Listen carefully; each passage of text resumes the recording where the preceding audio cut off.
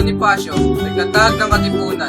Si Andres Bonifacio ay pinanganak sa Tondo, Maynila noong Nobyembre 30, 1863. Ang mga magulang niya ay sina Santiago Bonifacio at Catalina de Castro na isang mestisang Espanyol.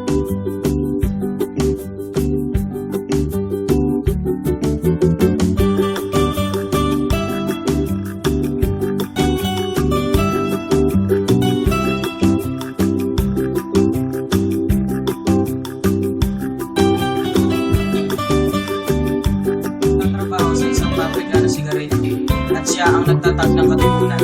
Dahil dito, pinasimula ni Bonifacio at ng mga katipunero ang magsiga noong 23 ng Agosto sa pamamagitan ng pagsigaw sa Pugad Dawit, Caloocan, saan pinunit nila ang kanilang kasit.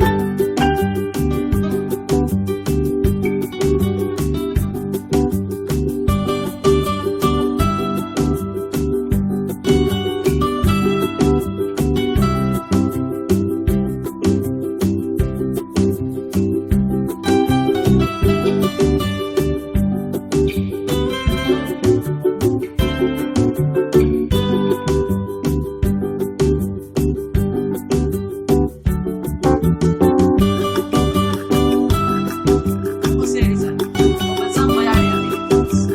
Si Jose Bonifacio Rizal ay sinilang noong ika-9 ng Hunyo, 1800 ayon ng pulis sa Kalambalan.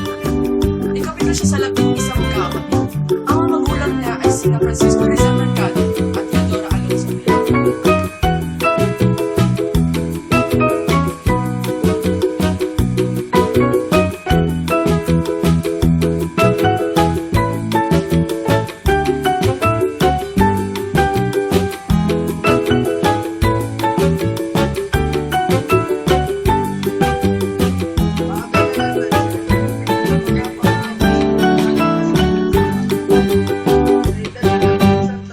Labas na nabuo sa kanyang isip ang panggagawa